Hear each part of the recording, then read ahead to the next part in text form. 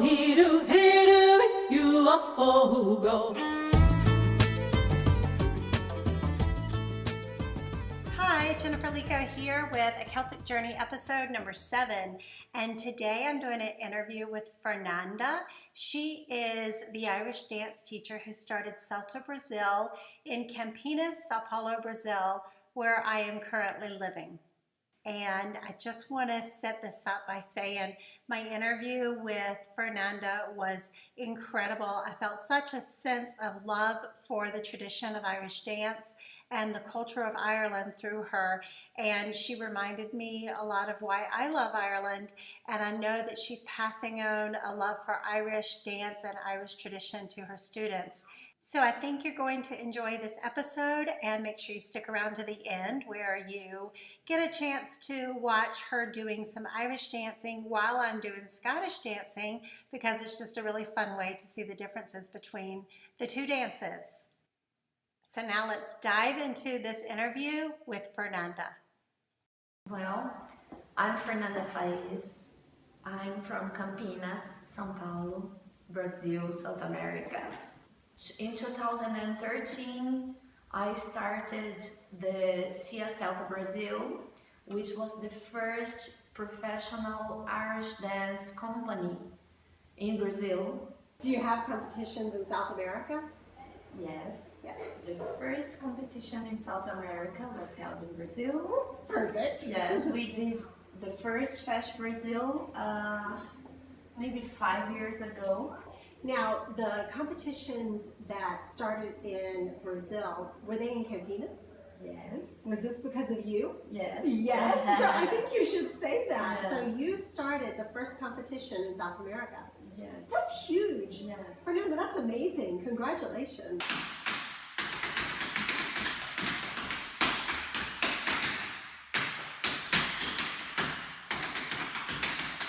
In 2013, we went for the first time, a Brazilian group went for the first time in the history to the Irish Dancing Championship, World Irish Dancing Championships in Boston. I brought a group to Dublin last year, and for the first time in history again, we got 5th place in dance drama and 2nd place in figure dance. Ooh, the baby. So it was for us something with no price. It's something I have no words to say. We are very proud of it. It was the first time in South America. Okay, so you started the very first competition in South America, correct? Yes. Okay, tell us a little bit about that. How did you become inspired to do it, and how did you possibly organize that all on your own? The FESH, which is the competition for the Irish dancing, is a very important, it's a central part of the tradition of the Irish dancing. I was feeling that we have to have it here. Then I decided to try. Yeah. I was talking to my teachers in Ireland. I was looking back at my experiences there. I was talking to a commission, which is the organization of the Irish dance, and I just started. The first year was, I guess, we were trying to do the things, and the students didn't know how it was going to be working. It was very different from our culture, our reality, and no one could imagine how it was going to be, even the parents, the audience, the dancers. So we started very slowly, more like an education thing, like really to start, to build, to try. And even for me, it was so new that I was like, okay, Now we did like this. Next year we have to correct some things and do it better. And it was 5 years ago at the Celtic Festival here in Brazil, in Campinas. So we are the pioneers in South America. I do want to know, where did you learn Irish dance? First, I didn't know it was Irish dancing because I'm a tap dancer. Okay. I do tap dancing since I was 8 years old, but I'm very connected with the history, the tradition, and the researches. And I was researching about tap dancing. I found Irish dancing as one of the beginnings of the tap dancing. But I didn't know anything about Irish dancing. I was reading, I was looking for videos, and I couldn't find. And once I saw a video of Lord of the Dance, I was thinking, oh, that's nice. It's a new type of tap dancing. But then I knew it was Irish dancing later. It was a lady, and she brought to Brazil. And we had film classes with her, but it was a very river dance style. And I felt like I couldn't really feel the people who danced it before, you know, the generations before. And then I said, no, I had to go to Ireland. I just decided, like, in 6 months, I was in Ireland. I stopped my college here because I was doing a dance college, and I did it. But I stopped it and I went to Ireland. I didn't speak English. I didn't have really a place to stay. I had a month of English school there, and that's it. But I was there for Irish dancing. So I was, okay, I must find a job that I can be here to learn Irish dancing. And I did it. So I got a job. I was working as an au pair. And I couldn't find an Irish dancing teacher in Dublin. Oh my gosh. It was amazing. It was something. I was looking at the internet. I was calling. I couldn't find. But then when I started working in this house, the little girl was taking Irish dancing classes. So in the first week working, the lady was bringing me to a dance class, and I found my teacher, which is Bernadette Cheney, a very, very good teacher. She has many world champions under her name. And she's very nice and very generous. She was treating me like her daughter. So it was very nice to be there and to learn all the traditions from her. That's an amazing story. I mean, really, that is truly just an amazing story of somebody who felt a passion for something and didn't dream about it. You planned and you made it happen, and you didn't know how you were going to make it happen, but you just kept pushing, and that is incredible alone.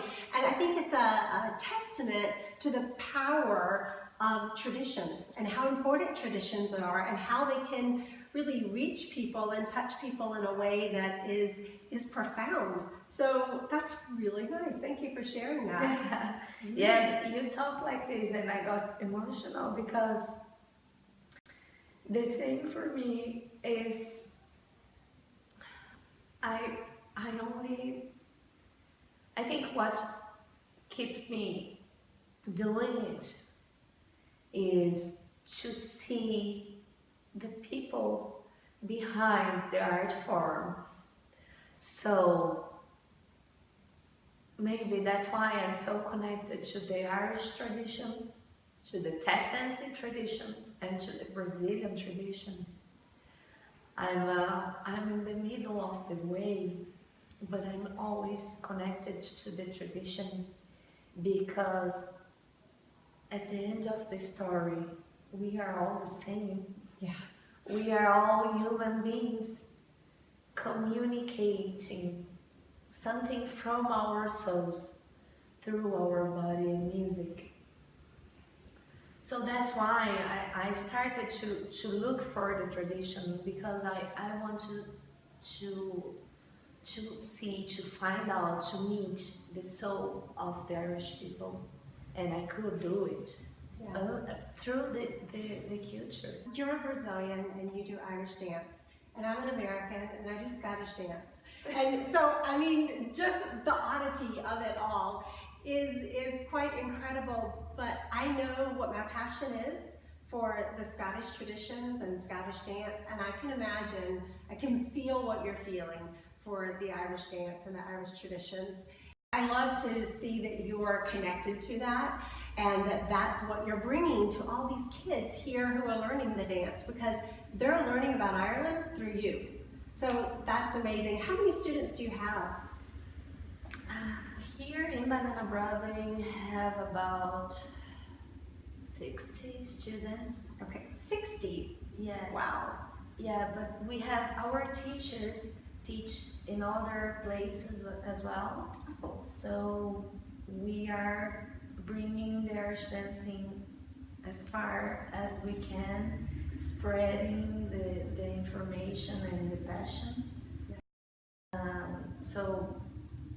And I'm very open all the time to speak about Irish dancing, show people, go there and teach just a little bit, because I think Brazilian people have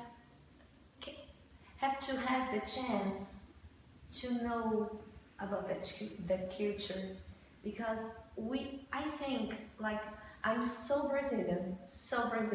When I was in Ireland, I had to, at the end of the day, I had to go inside my room, play Brazilian music and dance Brazilian dances. I had to hear the Portuguese, but at the same time I was there and we were together. And at the moment, my personal research is to find that deep connection between the Irish and the Brazilians, because the Irish people love Brazilian people, love Brazilian culture, and it's the same in here. Brazilian people love Irish dancing, Irish culture, Irish music, Ireland. But I think now it's time to bring all together.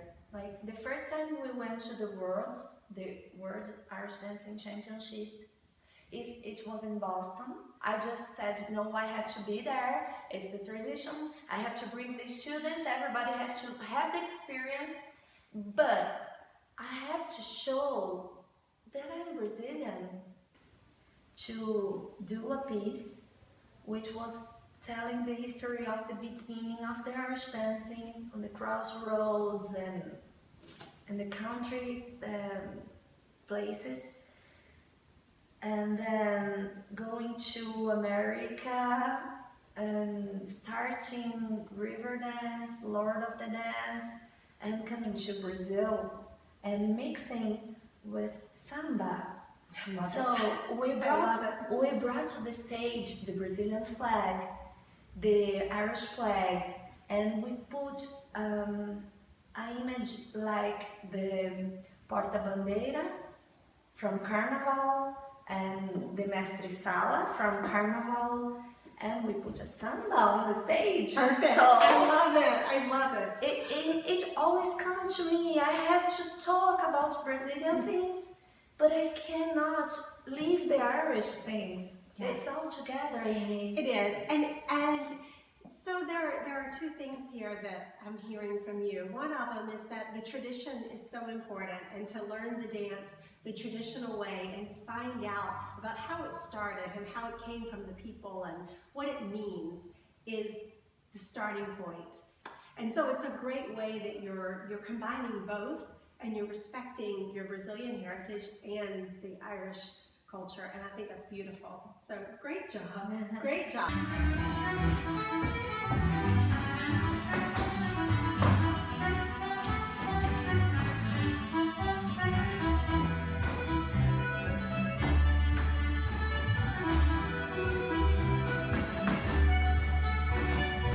So there you have it, my interview with Fernanda at Celta Brazil in Campinas, Sao Paulo, Brazil.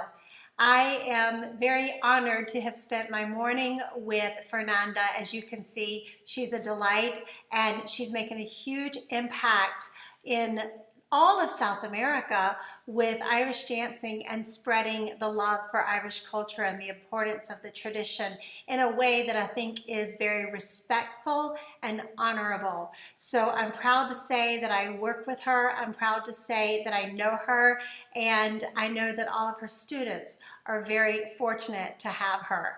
I hope you come around next week. I'm going to be interviewing Sandy Gribben. Now, Sandy has won numerous championships, and she's choreographed and performed in 2 professional productions of Scottish music and dance, and she's about to turn that number into 3 because she is choreographing all of the dance for Highland Echoes coming up in November.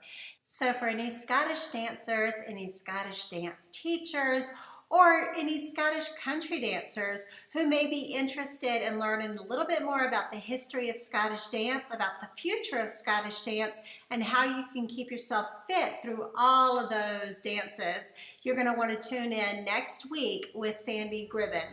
Until then, Marcia Left.